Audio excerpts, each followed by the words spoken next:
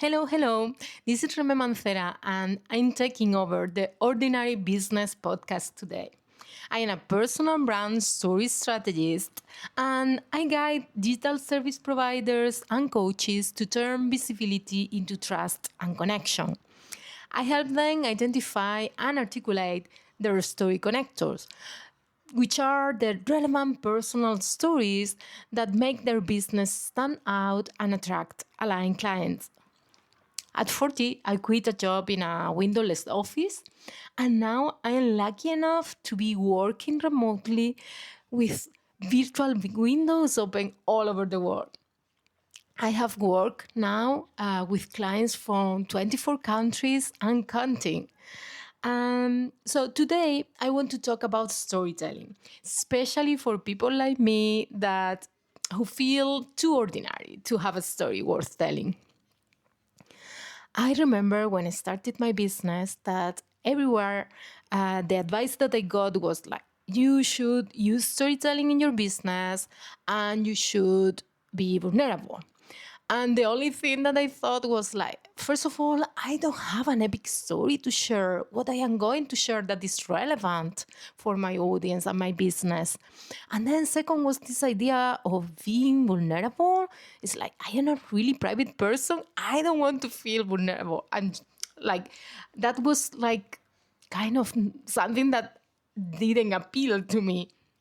So all the time the advice that I got was that, but I get to learn what was the best way for me and my business back then, and I started doing it my way. But honestly, I wasn't sharing a lot of my story, and I now see how powerful it is to share my story. But at that point, yeah, I was not ready. And the advice that I got everywhere was not the ideal for me.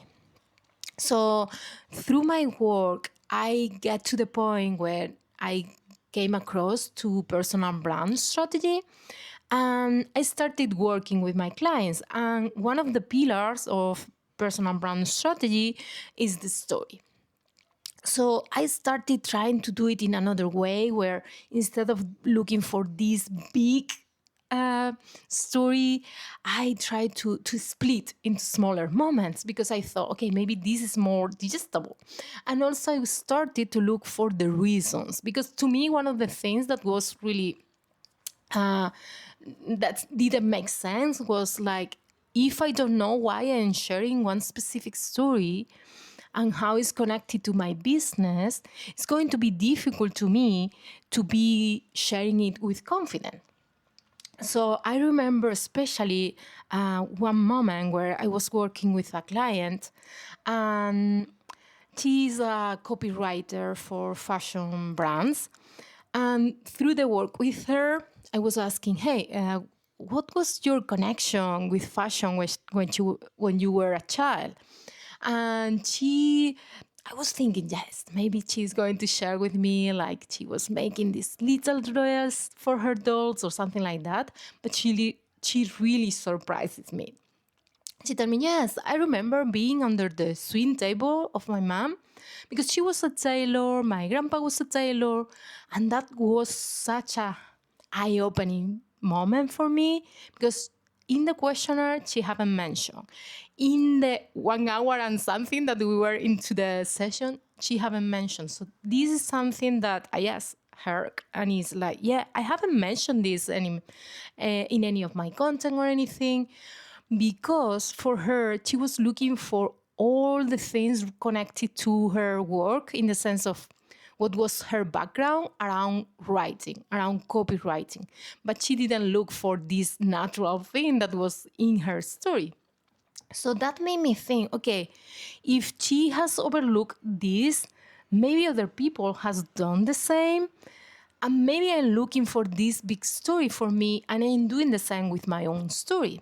So with time, because in Spanish we have a saying that is, in the ironsmith house they use wooden knives. So of course it took me a while to work on my own story and my own personal stories it took me a while to work on my own personal brand story and to identify my own story connectors. So eventually I felt that, yeah, I needed to share my own stories. They were going to help me to build that connection with people, and I wanted that to happen. So I was exploring my own journey, and I wanted to look for one story that helped me to share this idea of how I have been passionate about stories since I was a child. And I remember through a conversation with someone else, I was sharing with her how I am passionate with stories and how I have been always loving books. And then I shared with her, like, actually, I was super excited. I still remember when they opened the first public library in my neighborhood. I was so excited about all the books that I was going to be able to read and all those journeys and exploring their characters, stories.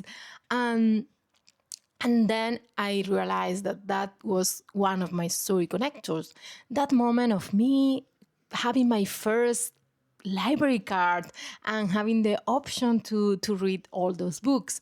And I want to use my own example to explain how, with one moment, with one meaningful moment, I can connect with this idea of how I'm working with around personal brand story is not just about learning a methodology and then doing it, or it's about the people that I want to work with. It's about my connection with how I really genuinely love being just listening to these people's journey and helping them connecting the dots and see how their lives are connected to what they do now and with the people that they work with. And that's one angle, but there are more narrative angles. And that's the case always with story connectors. And I have seen that with every of my clients. It's like there are more angles that you can play with. And for me, for example, one of the angles that I always highlight, this was a public library, and this was important to me because I came from a humble family. We didn't have a lot of money, so I was not able to buy all the books that I wanted. Having the opportunity to have this space where I can get all these books and get access to all that was something that I really, really value. And I want to highlight that part because it's part of my values, it's part of my story, it's part of who I am, what's my personality. I always highlight that is a public library also because to me, access to education, like everywhere, everyone having access to education is something so strong connected to to my own values. And that's why I am okay with paying taxes because I want, like, getting back to that because I had the opportunity to study because I was able to get some I don't know how you say in English, I think scholarships, that like some money from the government that allows me to study. So all that to say that with one story that can look like small story, like getting a library card, nothing super epic about that, it gives me the opportunity to talk about something that I am good at, something that I enjoy and I am genuinely connected to, and something that is connected to my values and somehow connected to the people that I like to work with. So that's, I feel like this is the key element of the way that they approach personal brand storytelling. Is like it doesn't need to be epic, it needs to be meaningful to you. And maybe before getting the context of your story connector, you people don't get why it's important. But when you get the context, when you share with your audience why this is connected to you and your work, they will see how, okay, I see now how there is a connection. I now see why this work is important for this person and how this is something meaningful. So I know that for some people, Yeah, as I say, storytelling can feel overwhelming. If it felt like that for me, and especially because it's like, okay, I am going to share stories that maybe are not relevant for to my audience or my business. I work a lot with people that they have so many different life experiences and so many interests, and also they are somehow navigating a transition in their business, so they have this lack of clarity of, okay, I have all these stories, how I choose the one that makes sense, how I choose the one that is relevant. And sometimes we try to get these formulas where it's like, okay, just one specific big story, and that can feel really overwhelming, because it's like I have so many like different sides of me as a person. We are multifaceted people, and it's like I cannot just narrowing myself to one story because I have so many of them. So this idea of how we can approach this in a way that you have a set of stories that they are combined, they are working like a common thread, and this is like everything is tied together, but in a way that feels nice to you. You feel comfortable sharing it, and at the same time, is highlighting how you are a multifaceted person and is adding all the nuances of you as a person. So I feel like with this approach, you have the opportunity to share more layers of you as a person. And I feel that makes a lot of sense to me and how my brains work. And I see how it's helpful for my clients too, also to have a variety of stories. If, let's say, you are creating content or you are going in a podcast tour, you have all these stories and you know exactly which one you want to share and when you are sharing it, and especially the reason why you are sharing it. So, for those listening who might be thinking, yeah, I don't have anything I don't have anything interesting to say. I don't have an epic story. I have so many life experiences. I don't know how to share them in a concise way, in a strategic way where my expertise, the benefits of my work stand out. So I want to invite you to do a little exercise. And for that, as a bit of context, I want to share how in the Story Connector framework, I have 10 categories. Um, but when people ask me about the top ones that I will invite people to start with, I always highlight three of them. So I invite people to think about one story connector that is related to your audience, why you work with the people that you work with. A story connector related to your values, what is important to you in your business and in your life.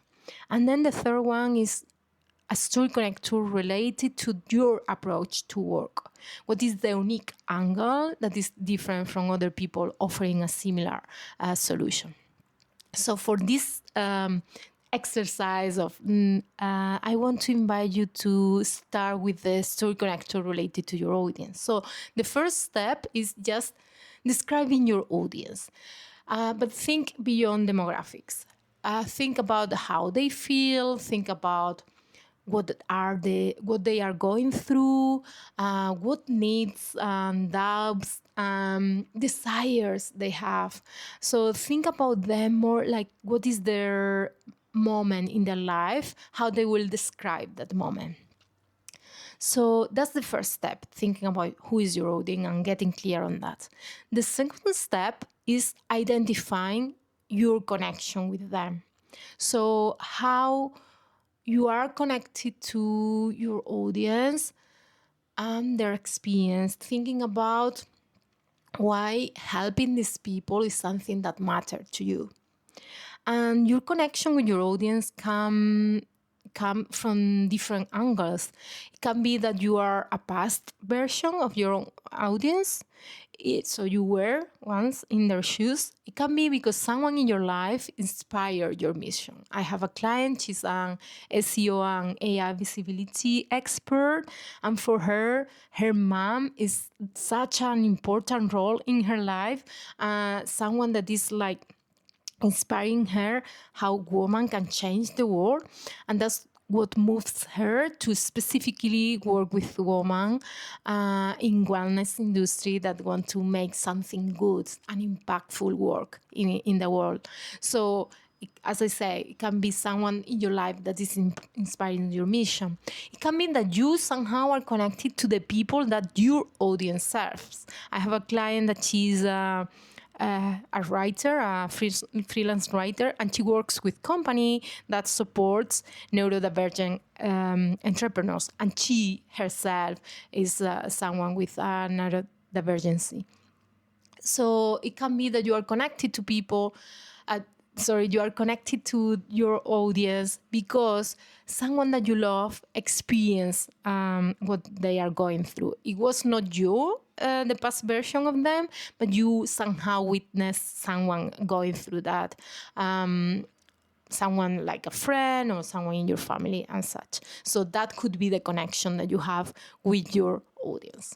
And then the third step will be choosing one specific meaningful moment from that connection. So if you are connected to them because you once were in the shoes, select one specific moment that can illustrate that connection. I always invite people to think about it as if you are imagining one specific photography that tells that story, how you can describe, how you can capture the emotions and that what happened in that moment. So think about it in that way as a way to explain it. And then the last step will be to share it. Practice, practice, practice. Storytelling is something that you can practice and it's a muscle. So think about that connection that we have identified in the previous steps and think about how you can articulate that connection and share about that connection between your meaningful moment and your audience. Your audience is the part of the story connector that is the key factor of your business, of your offering. So choose a channel. It can be social media, emails, it can be in a one-on-one call, or it can be sending a private message to me. I would love to hear your story and the meaningful moments that you have identified, and share it. Explain briefly how it's connected, how that meaningful moment is connected to your audience, and practice. You will see how every time that you share it, maybe there are a little element that you added or something that you feel like people get more attention, or is something that you feel more comfortable sharing that way. You don't need to overshare. You don't need to you set boundaries and you keep them. But I invite you to explore how you feel about sharing that and how can be in a way that makes sense for you. So thank you so much for listening. And if you want to learn more, come find me at rememancera.com. Thank you so much.